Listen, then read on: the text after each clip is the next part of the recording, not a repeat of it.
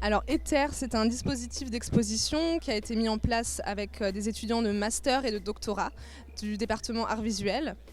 Et pour lesquels on a été amené à inviter des artistes. Donc ici c'est Marie Keo et Elodie Galina. Donc Marie Keo qui est artiste photographe et Elodie Galina qui pratique les arts sonores. Et ensemble elles ont proposé un dispositif qui mêlait les deux médiums, la photographie et le son. Et à partir de ce dispositif d'exposition, on a voulu créer quelque chose, une soirée différente de ce qu'on peut attendre d'un simple vernissage. Ce repas se déploie à travers les différentes étapes d'un repas normal, mais agrémenté de petites interventions que chacun a travaillées à sa manière.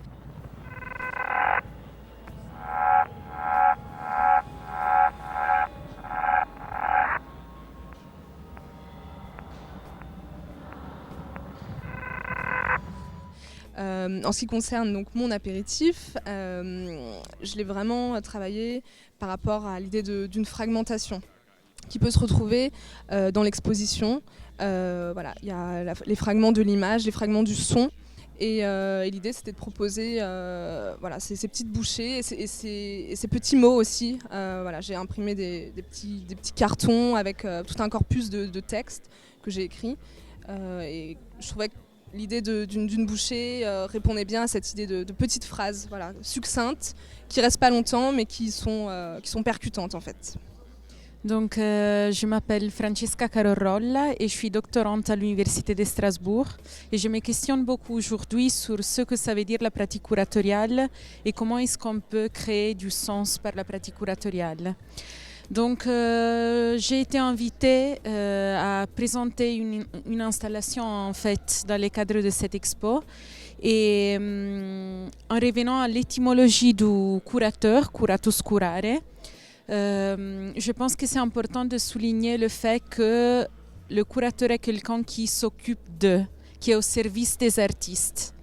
Donc la table et le rituel que je vais faire pendant cet événement représentent un peu une action qui souligne cet être au service des invités, servir les invités.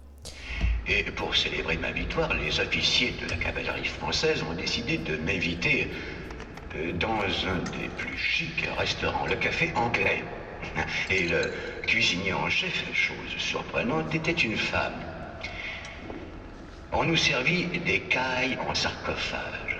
J'ai proposé une installation qui se fait via un de mes travaux que je pratique en ce moment. Donc c'est la notice que j'appelle instruction de réemploi. C'est présenté vraiment comme une notice qu'on pourrait avoir chez Ikea, comment on monte un objet. Et là, en fait, je le détourne pour créer une œuvre d'art. Donc, par exemple, vous voyez la notice, il y a vraiment chaque point qui est détaillé.